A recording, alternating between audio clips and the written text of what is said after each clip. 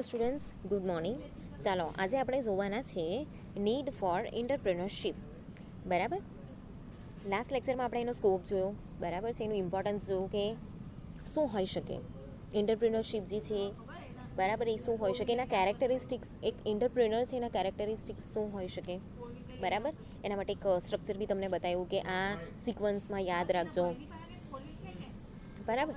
તો હવે નીડ જોઈએ આપણે કે એની નીડ શું છે. તો આપણે જોઈએ તો સ્કમ પીટર, બરાબર, સ્કમ પીટર જે છે એમના according the entrepreneurship is essentially a creative activity or it is an innovative function. તો એક એન્ટરપ્રેન્યોરશિપ જે છે એક બહુ જ અસેન્શિયલ એટલે કે વાઇટલ રોલ જે છે એ પ્લે કરે છે અહીંયા, બરાબર છે ને. અસેન્શિયલ ક્રિએટિવ એક્ટિવિટી, અહીંયા ક્રિએટિવ એક્ટિવિટી જે છે એને અહીંયા એનો બેઝ છે, બરાબર છે, કે પછી ઇનોવેટિવ ફંક્શન જે છે એ અહીંયા કરવામાં આવે છે. તો એન્ટરપ્રેન્યોરશિપની અંદર આ જ વસ્તુ છે કે ભાઈ કોઈ નવી વસ્તુ જે છે, બરાબર, એ નવી ટેકનોલોજી લઈ આવી. હવે માની લો કે તમે કોઈ બી એક બિઝનેસ ચાલુ કર્યો, બરાબર, તો તમે એ ચાલુ કર્યો અને સ્ટાર્ટ કર્યા પછી તમે શું કરશો કે એની અંદર નવું ક્રિએશન લાવશો, બરાબર છે. તો મેં તમને કિટલીનું એક્ઝામ્પલ આપેલું હતું કે કિટલી પહેલાં કેવું એમ રાઉન્ડ આવતી હતી, બરાબર, કાલના એક્ઝામ્પલમાં જ કીધેલું કે એમ રાઉન્ડ કિટલી આવે, બરાબર. પણ મેં થોડાક દિવસ પહેલાં ઇન્સ્ટાગ્રામ પર જોયું કે એક કિટલી છે ને એમ હ્યુમન એક સ્ટ્રક્ચર એને આપેલું હતું, હાથમાં કપ પકડેલો હતો, એવી કિટલી હતી, બરાબર. તો એક ક્રિએટિવિટી થઈ. તો એમ સામેવાળા વ્યક્તિ જોઈ તો એને બી લાગે કે હા કોઈ વ્યક્તિ જે છે એ આની અંદર વસેલું છે, બરાબર. એ ટાઈપનું આપણને એક સ્ટ્રક્ચર લાગે, બરાબર. પછી એની અંદર ઇનોવેટિવનેસ આવે, બરાબર. તો પેલી ઇલેક્ટ્રિક કિટલી તમને ખબર છે, બરાબર. તો ઇલેક્ટ્રિક કિટલી આવી, બરાબર છે, કે એની અંદર સીધી જ આપણે પાણી ગરમ કરી શકીએ, ચા ગરમ કરી શકીએ, બરાબર છે. તો આ ટાઈપના અલગ અલગ ફંક્શન્સ જે છે એની અંદર આવ્યા. તો entrepreneurship is an essential function and is highly responsible for the development of a region or country. તો એન્ટરપ્રેન્યોરશિપ જે છે એ એક કન્ટ્રી જે છે કે પોતાનું જે રીજન છે, ગુજરાત, બરાબર, એવી રીતે ઇન્ડિયા, બરાબર. તો એક ઇન્ડિવિજ્યુઅલ કન્ટ્રી જે છે કે એક રીજન છે એના ડેવલપમેન્ટ માટે જે એન્ટરપ્રેન્યોરશિપ જે છે એ બહુ જ એક વાઇટલ રોલ કરે છે, બરાબર, વાઇટલ રોલ પ્લે કરે છે. અને એક અસેન્શિયલ ફંક્શન જે છે એ પણ અહીંયા એ પ્લે કરે છે, બરાબર. તો આગળ આપણે પોઈન્ટ જોઈએ એના કે એ કેવી રીતે અહીંયા એની નીડ છે, બરાબર, નીડ શા માટે છે, એન્ટરપ્રેન્યોરશિપ જે છે એને કેમ જે ફોર્સ કરવામાં આવે છે એને ડેવલપ કરવા માટે સરકાર તરફથી કે પછી જે પ્રાઇવેટ સેક્ટર છે ત્યાં પણ, બરાબર. તો entrepreneurship will optimize the use of unexploited resources, generate self-employment and a self-sufficient economy. તો જે એન્ટરપ્રેન્યોરશિપ જે છે, બરાબર છે, તો જે રિસોર્સિસ જે છે એને આપણે યુઝ નથી કરતા, જેને આપણે એક્સપ્લોર નથી કરતા, બરાબર. તો જે અનએક્સપ્લોઇટેડ રિસોર્સિસ છે એને આપણે અહીંયા શું કરવાનું છે, એક્સપ્લોઇટ કરવાનું છે, બરાબર.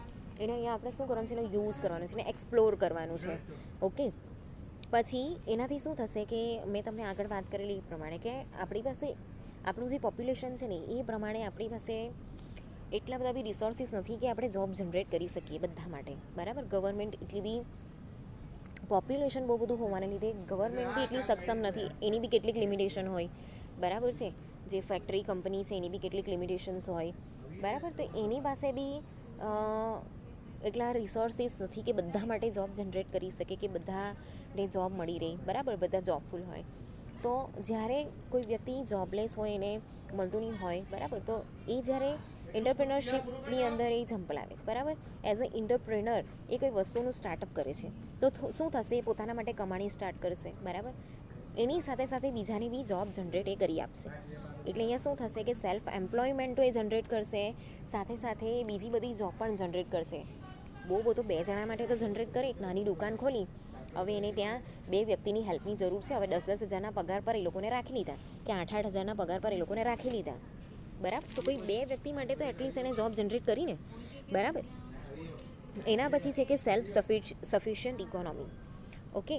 તો એ કેવું છે કે થોડાક ઇન્વેસ્ટમેન્ટની અંદર બી બિઝનેસ સ્ટાર્ટ કરે છે, બરાબર, એ પ્રોફિટ કમાય છે. પ્રોફિટ કમાવાની સાથે સાથે શું કરે છે કે દેશની ઇકોનોમી છે એ ટેક્સ આપે છે, લાઇસન્સ ફી ભરે છે, બરાબર છે, એ રજિસ્ટ્રેશન કરાવે છે તો રજિસ્ટ્રેશનની ફી ભરે છે. તો એની સાથે શું કરે છે કે એ દેશની ઇકોનોમીને બી એટલું જ હેલ્પફુલ બને છે, બરાબર. હવે નેક્સ્ટ જોઈએ કે entrepreneurship contributes to the national income and wealth in the economy.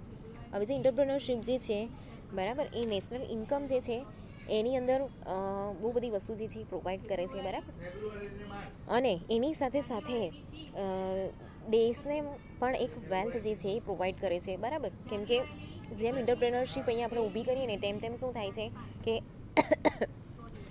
મેં તમને કીધું એ પ્રમાણે તમને ઇન્ડિયન કોન્સ્ટિટ્યુશનની અંદર બી જીએસટી જે છે એનું એક એક્ઝામ્પલ તમને આપેલું, બરાબર. ટેક્સ આપણે જે પે કરીએ છીએ કેવી રીતે થાય તે. તો એમાં કેવું હોય કે નેશનલ ઇન્કમ કેવી રીતે જનરેટ થાય છે કે આપણે જેમ જેમ છે ને જોબ જનરેટ થાય ને, વ્યક્તિ જેમ જેમ કમાતો થાય ને, બરાબર, તો એક યા બીજી રીતે શું કરશે કે એની પાસે પૈસા છે તો બધી વસ્તુ ખરીદવાની એ ટ્રાય કરશે, બરાબર. એ જેમ જેમ વસ્તુ ખરીદે છે કે પછી ભૌતિક સુવિધાઓ છે એ ઊભી કરશે પોતાના માટે, એટલે વસ્તુ ખરીદશે. એ વસ્તુ પર એ ટેક્સ ચૂકવે છે, બરાબર છે.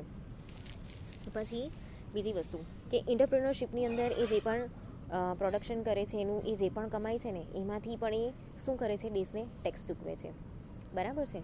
તો એવી રીતે આ જે વસ્તુ છે નેશનલ ઇન્કમની અંદર એ આ રીતે હેલ્પફુલ બને છે, બરાબર છે. પછી વેલ્થ પણ એ રીતે જ જનરેટ કરે છે કે લાઈક માની લો કે 10 વ્યક્તિ છે, એણે એન્ટરપ્રિન્યોરશિપની અંદર એઝ અ એન્ટરપ્રેનર એણે સ્ટાર્ટઅપ કર્યું, એન્ટરપ્રિન્યોરશિપ સ્ટાર્ટ કરી, બરાબર. તો એનાથી શું થશે કે એ જે 10 વ્યક્તિ છે એ બીજા 100 વ્યક્તિને કદાચ કામ આપી શકે. એકને ત્યાં માની લો કે 10 જણા કામ કરે છે, એકને ત્યાં 20 કામ કરે છે, બેને ત્યાં 5-5 જણા કામ કરે છે, બરાબર. તો એ 100 વ્યક્તિને કામ કરે છે, બરાબર. તો એ બીજા 100 વ્યક્તિને જોબ આપે છે, ઓકે. તો એ 100 વ્યક્તિ જે છે એ જોબફુલ થશે, એને સેલરી આવશે એટલે વસ્તુ ખરીદશે, બરાબર. તો એ રીતે વેલ્થ પણ અહીંયા ઊભી થશે. એ જે 10 વ્યક્તિ એન્ટરપ્રિન્યોરશિપ સ્ટાર્ટ કરી તો એનાથી બી વેલ્થ જે છે એ ઊભી થશે, બરાબર. તો entrepreneurship facilitates growth at the grassroot level. જેવી રીતે ઘાસનું કેવું રૂટ હોય, ઝાડના રૂટ હોય, તો એન્ટરપ્રિન્યોરશિપ જે છે એ કોઈ બી કન્ટ્રીના ગ્રોથ માટે કે પોતાના ગ્રોથ માટે એક જે મૂળિયા ઊભા કરે છે ને, બરાબર, એ એન્ટરપ્રિન્યોરશિપથી આપણે ઊભા કરી શકીએ છીએ. એનાથી આપણે સ્ટ્રોંગ બનાવી શકીએ છીએ દેશની ઇકોનોમીને.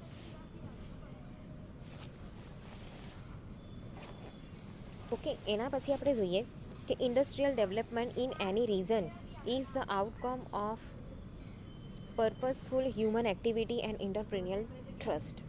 તો ઇન્ડસ્ટ્રીયલ ડેવલપમેન્ટ જે જગ્યાએ થતું હોય, બરાબર, આપણા સુરતમાં છે, જ્યાં દરિયા કિનારો વધારે લાગે છે ત્યાં, બરાબર, વલસાડ, વાપી, એવી બધી જગ્યાએ ઇન્ડસ્ટ્રીયલ એરિયા જે છે એ બહુ મોટો છે, બરાબર. ત્યાં ડેવલપમેન્ટ બી સારું થયું છે. તો કોઈ બી રીજન જે છે, બરાબર, એના ડેવલપમેન્ટ માટે કે ઇન્ડસ્ટ્રીયલ એરિયાના ડેવલપમેન્ટ માટે, એના આઉટકમ માટે અહીંયા કેવું છે કે પર્પઝફુલ હ્યુમન એક્ટિવિટી થાય છે.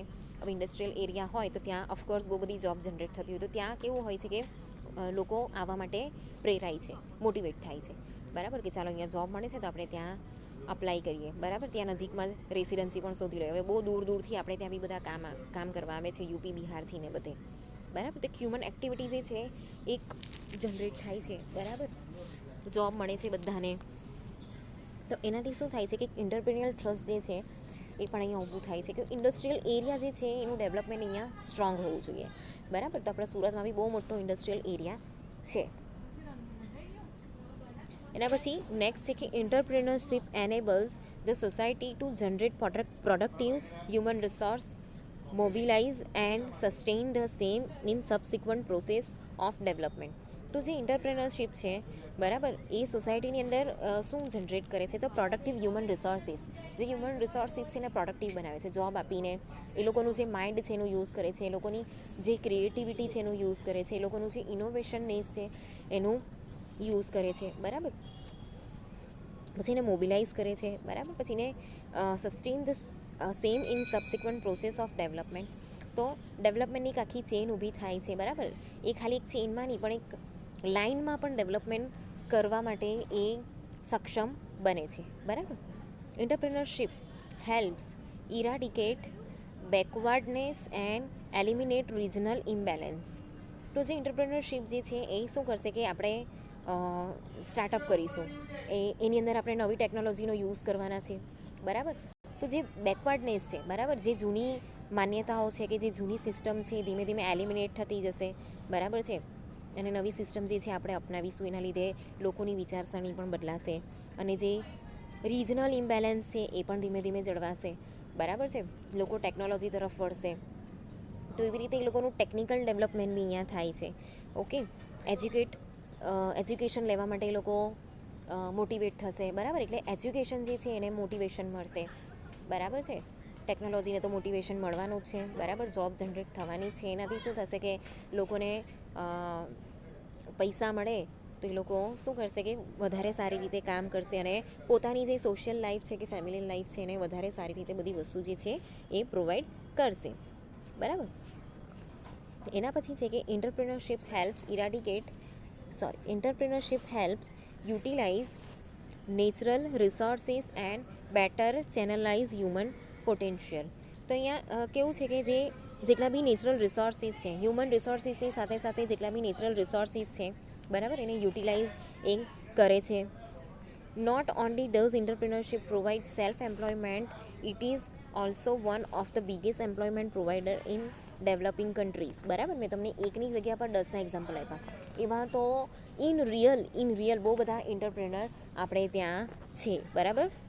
જે ઇન્ડસ્ટ્રીયલ એરિયા બહુ મોટો હોય ને ત્યાં તો હોય જ છે. તો એનાથી શું થાય છે કે એક બિગેસ્ટ એમ્પ્લોયમેન્ટ જે છે એ આપણે અહીંયા પ્રોવાઈડ કરી શકીએ છીએ. તો આ વસ્તુ જે છે એ સીધી આપણી જે ઇકોનોમી છે એને ડેવલપ કરવા માટે આપણે હેલ્પફુલ બને છે, બરાબર. એના પછી છે એન્ટરપ્રિનરશિપ અને એન્ટરપ્રિનર. તો entrepreneur is a person who venture out prefers change as a means of growth, બરાબર. એ પોતાના ગ્રોથ માટે કે પોતાના પ્રોફિટ કમાવા માટે, ખાલી પ્રોફિટ કમાવો, લાસ્ટ લેક્ચરમાં બી કીધું કે ખાલી પૈસા કમાવાનો એ નથી, પણ એનામાં કામ કરવાનું જુનૂન હોવું જોઈએ. જો આપણે પેશનેટલી કામ કરીશું, એફર્ટ લગાવીશું, બરાબર, ને આપણા દિમાગને કામે લગાવીશું ને, બરાબર, જ્યારે આપણે વિદ્યાને બરાબર કામે લગાવીએ આપણી, તો પૈસા ઓટોમેટિક પાછળ ભાગીને આવવાના છે. And in the process is prepare to take a calculated risk, બરાબર. એક રિસ્ક જે છે કે એ ઉઠાવે છે કે ભાઈ હું આમ કરું તો આમ થશે, આટલો પ્રોફિટ થશે, બરાબર, અને લોસ જશે તો આટલો લોસ જશે. તો કેલ્ક્યુલેટેડ રિસ્ક જે છે એ લે છે, બરાબર છે. While taking risk, he is aware of possibilities, success as well as consequences of failure, બરાબર. મેં તમને કીધું એ પ્રમાણે કે રિસ્ક લે છે તો એમાં એને બધી જ વસ્તુની અવેરનેસ હોય છે કે આની આટલી પોસિબિલિટીઝ છે, આનું માર્કેટ અહીંયા આટલું હોઈ શકે, એનો યુઝ આટલો હોઈ શકે, આટલા લોકો એને અપનાવશે, બરાબર છે. મારો જે છે બિઝનેસ એ આટલો સક્સેસ થશે અને જો ફેલ થશે તો આટલો ફેલ થશે, બરાબર. તો એ ફેલિયરના કન્સિક્વન્સીસ શું હશે, મને આટલી વસ્તુનો લોસ જશે, આટલા પૈસાના લોસ જશે, આટલી પ્રોડક્ટ જે છે એનો લોસ જશે, બરાબર. એટલે આ રીતે જે એન્ટરપ્રિનરશિપ છે, બરાબર, પણ આ રીતે જે છે એ કામ કરે છે. On the other hand, entrepreneurship is the process of an individual becoming an entrepreneur, બરાબર. તો એન્ટરપ્રિનરશિપ જે છે એ આખી એક પ્રોસેસ છે કે જેની અંદર એક ઇન્ડિવિજ્યુઅલ જે છે એ એન્ટરપ્રિનર બને છે. ચાલો હવે એને આપણે ટ્રેડ્સ જોઈએ. એનું આ જે સિક્વન્સ છે યાદ રાખજો.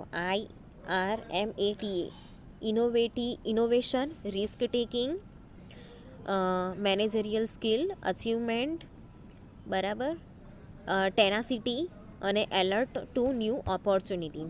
તો ઇનોવેટિવનેસની અંદર શું આવશે કે આ જે ઇનોવેટિવનેસ છે ને એ તો એનામાં હોવું જોઈએ, બરાબર. ખાલી ક્રિએટિવિટીની પણ ઇનોવેટિવનેસ બી હોવું જોઈએ, બરાબર.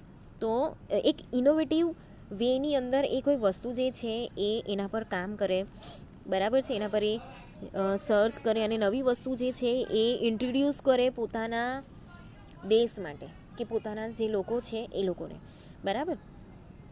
એના પછી રિસ્ક ટેકિંગ. તો જે એન્ટરપ્રેનર છે, બરાબર છે, એ ગેમ્બલર નહીં હોવો જોઈએ, બરાબર છે, જુગાડ કરનારો નહીં હોવો જોઈએ, પણ એક કેલ્ક્યુલેટેડ રિસ્ક કરનારો હોવો જોઈએ, જે અનસર્ટેનિટી, જે અચોક્કસ વસ્તુઓ જે છે, બરાબર, એના રિઝલ્ટ આપણને ખબર નથી, કંઈ બી થઈ શકે છે, બરાબર. એવા રિસ્ક ટેકિંગ જ્યારે આપણે કરીએ છીએ કે કેલ્ક્યુલેટેડ રિસ્ક લઈએ છીએ, તો પછી અહીંયા જે પણ અનસર્ટેનિટી છે એ ફેસ કરતાં એને આવડવી જોઈએ, બરાબર. એના પછી એનામાં એક મેનેજરિયલ સ્કિલ બી હોવી જોઈએ, બરાબર. તો along with innovation, an entrepreneur has to possess managerial skills. He has to assemble resources and put them to proper use.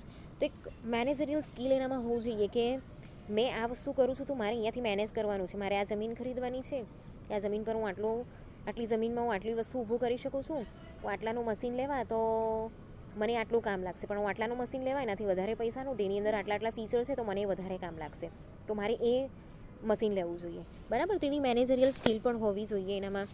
Okay, એના પછી અચીવમેન્ટ. તો profit is essential component of business. Entrepreneur is not driven by profit, આ આપણે આગળ બી જોઈ ગયા, બરાબર, but by the strong need for achievement, બરાબર. તો અહીંયા એને છે ને કેવું છે કે બધી વસ્તુ ખાલી પ્રોફિટ અને પૈસા એના એમ નહીં હોવા જોઈએ, પણ મારે કંઈ બનવું છે, મારે અચીવમેન્ટ કરવા છે, બરાબર. ધીરુભાઈ અંબાણીનું આપણે એક્ઝામ્પલ લઈએ, 15,000 20,000થી એમણે ઇન્વેસ્ટમેન્ટ કરેલું ને આજે કેટલી મોટી રિલાયન્સ કંપની, બહુ બધી ફેક્ટરીની અંદર એ લોકો કામ કરે છે, બરાબર. એ પછી મોબાઈલ નેટવર્ક હોય, બરાબર છે, કે પછી વેજીટેશન હોય, બરાબર, ગ્રોસરી હોય, બરાબર, પછી ફૂડ છે, એ લોકોનું રિલાયન્સ ફૂડ છે, એ લોકોના પેટ્રોલ પંપ છે રિલાયન્સવાળાના, બરાબર. બહુ બધા ફિલ્ડની અંદર એ લોકો આજે કામ કરે છે. દેશમાં મોટે ભાગના રાજ્યમાં રિલાયન્સ જે છે એ કામ કરે છે, બરાબર. તો એક અચીવમેન્ટ કરવાનું આપણી અંદર ડિઝાયર હોવી જોઈએ, બરાબર, ટેનાસિટી. તો an entrepreneur is not deterred by problems, એ પ્રોબ્લેમ્સથી ગભરાવવું નહીં જોઈએ, બરાબર. એનામાં એવી હિંમત હોવી જોઈએ કે કોઈ બી પ્રોબ્લેમ છે, બરાબર, તો એને હું આ રીતે સોલ્વ કરા, ક્રિએટિવ પ્રોબ્લેમ સોલ્વર હોવો જોઈએ, બરાબર. તો એ એનાથી ગભરાતો ન હોવો જોઈએ. He understand the failure is purely a part of game and he is ready to take it in his stride. હવે તમે ફેલ થઈ ગયા કે પ્રોબ્લેમ ઊભી થઈને માથે હાથ દઈને રડવા માંડીએ તો એ વસ્તુ એન્ટરપ્રિનરશીપ જે છે એની અંદર આવતું જ નથી, બરાબર. પણ હા, એને એવું પહેલેથી ખબર હોવું જોઈએ કે હું ફેલ થવા તો મને આટલું નુકસાન થશે, મારું ફેલિયર જે છે એ આટલું છે, બરાબર. તો આ વસ્તુ જે છે એને અન્ડરસ્ટેન્ડ કરીને એને પ્રોબ્લેમને સોલ્વ કરતાં એને આવડવું જોઈએ, બરાબર. એના પછી છે અલર્ટ ટુ ન્યૂ ઓપોર્ચ્યુનિટીઝ. જે ન્યૂ ઓપોર્ચ્યુનિટીઝ છે, બરાબર, એને ગ્રેબ કેવી રીતે કરવી, કે કેવી રીતે ઓપોર્ચ્યુનિટી જે છે એને જનરેટ કરવી, બરાબર છે, કે મારા રસ્તામાં જે પણ ઓપોર્ચ્યુનિટી આવે છે એને હું કેવી રીતે હેન્ડલ કરું, કેવી રીતે એને ઉઠાવી લઉં, એ બધી વસ્તુ એને આવડવી જોઈએ, બરાબર. તો આ થઈ એન્ટરપ્રેનરના ટ્રેટ્સ.